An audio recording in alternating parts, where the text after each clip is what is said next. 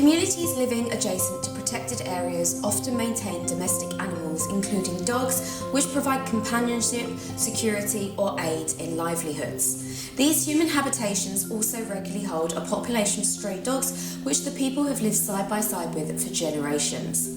Over the years, populations of these feral dogs have grown in these rural areas as proper steps are not taken to keep pets and strays contained, vaccinated, and neutered. Without the resources for effective animal health care and control, the safety of both people and wildlife are threatened. The proximity of human settlements and their largely uncontrolled dog populations to protected areas which are home to endangered species like tigers and Amur leopards can inadvertently introduce various challenges. The boundaries of protected areas are permeable and many people live in the buffer zones around them. The porous nature of protected area borders means large carnivores like big cats can enter human settlements to predate upon the canine residents, and the dogs can venture into the big cat territory.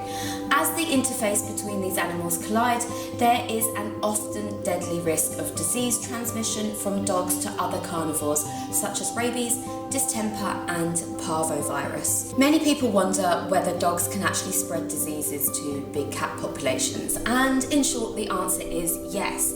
A good example of this is canine distemper virus, which despite its name impacts almost all carnivores and is very widespread within this order.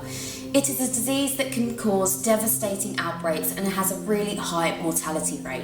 The first case of canine distemper virus in big cats in the wild was recorded in the early 1990s when an outbreak was recorded in the lion population in Tanzania and then later in Kenya.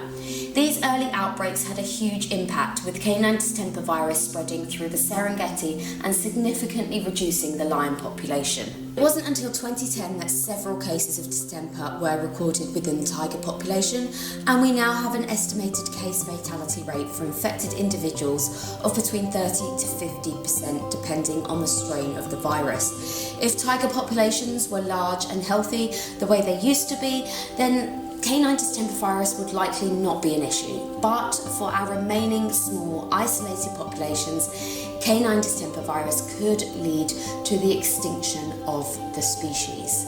So what can be done to help stop the spread of diseases such as canine distemper virus between dogs and big cats? Well, vaccinations and humane animal birth control measures are not only life-saving for the dogs, but they also prevent ecosystems from being disrupted and habitats becoming overwhelmed and overpopulated with free roaming dogs and their diseases.